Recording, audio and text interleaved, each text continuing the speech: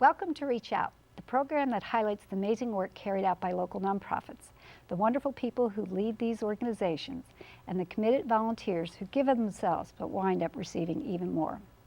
I'm Bernadette Wagner, Director of Volunteer Washington County, and my guest today is Jodie Ostoich, Executive Director of Washington County's REACH.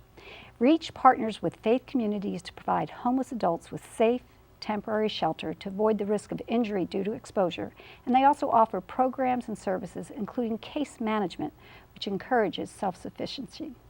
REACH is an organization that believes service is not just a one-time effort, but rather it's a lifestyle of consistent caring. It relies heavily on volunteers to help with its resource center and cold weather shelter and funds raising those efforts. Jodie will tell us about the programs offered at REACH and the many ways to support this organization and describe the numerous volunteer opportunities open to those who want to make a difference. Thank you, Jodie, for joining me today. Thank you for having me. You're more than welcome. First of all, just tell me a little bit about REACH's history, some of your mission. Sure. REACH's mission is to respond out of compassion to people in need. That takes several different forms at our organization. One is a 24-hour crisis program that we run. We're very well known in the community for the shelter, but I think folks don't know as well about these other programs.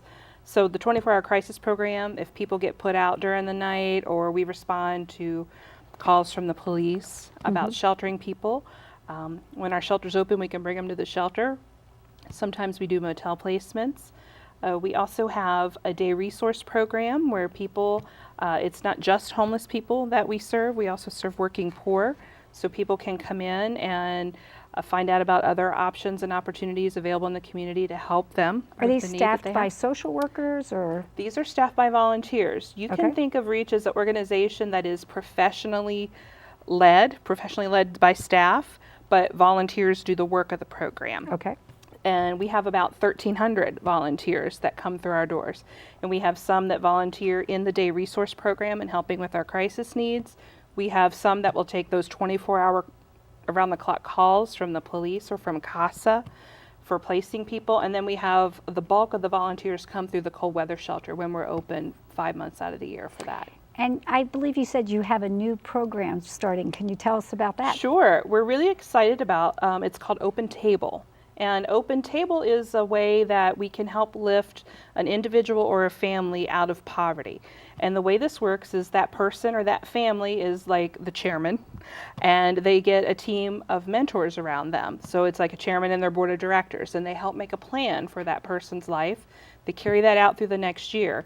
And that people who come around that individual are found within the faith community. So we work with local congregations to try to put those tables together so that when we have a family or an individual screened and ready to go, we can place them right with a church that's ready to help them. So the mentor / board of directors, they're helping these people with a broad spectrum. You have somebody maybe doing education, somebody doing employment, somebody doing job counseling. It depends on the needs of the individual. Really what we're looking for is to help establish and create relationships for people.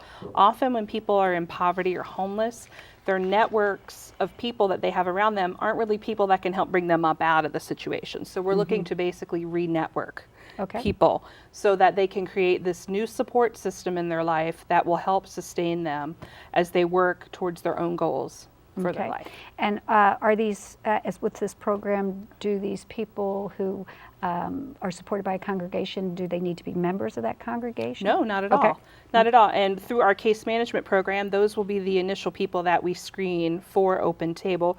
There's an extensive background and screening process that takes place to determine that you have the right candidate, but we'll funnel that through case management and hope to create some success and some long-term sustainability for people. And how many people do you hope to serve this first year? We set the bar low. Okay. 3. Okay, 3. 3, yeah. It's not a program of mass volumes because it takes, if you're committing to someone for a year, that's a lengthy process. Sure. So it's not going to be, we're not going to get hundreds of people through it the first year. Okay, great.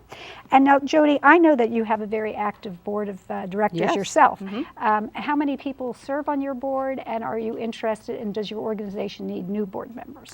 We always need new board members. We have term limits for our board members, so yes.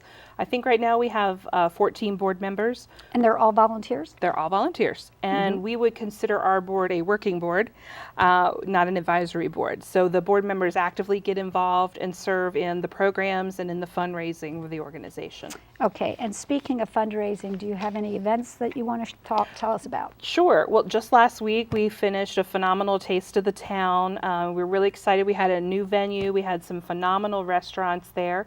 That's always in September of every year, so look forward another year before that happens. But in the spring, we're having a family running festival in early April, and that's going to include a 1-miler, a 5K, 10K, and a half marathon. So It's a really fun day. That sounds exciting.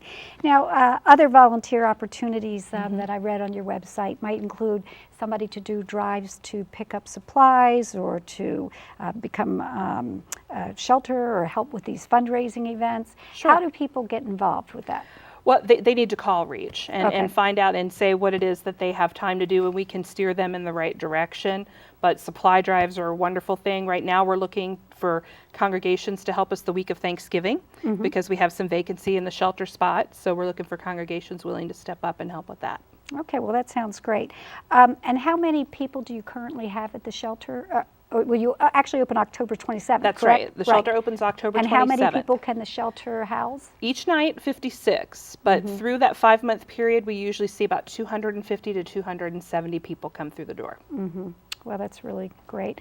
It's an important organization providing incredibly necessary support for folks in our community. So we really appreciate everything REACH does. Thank you. And we appreciate the support from the community.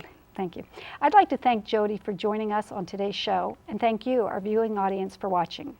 On REACH's website, it says more than 1,000 volunteers support REACH's Resource Center and Cold Weather Shelter. It's not surprising that so many people want to get involved. It's an organization whose core values of compassion, diversity, dignity, partnership, relationship, and faith are shared by many caring people from all walks of life. The Cold Weather Shelter, which opens on October 27th, needs your support. There are lots of ways you can get involved. Make a donation, volunteer your time, pick up supplies. We're glad that you've joined us today. We wish you the very best of days. Thanks for joining me. See you next time.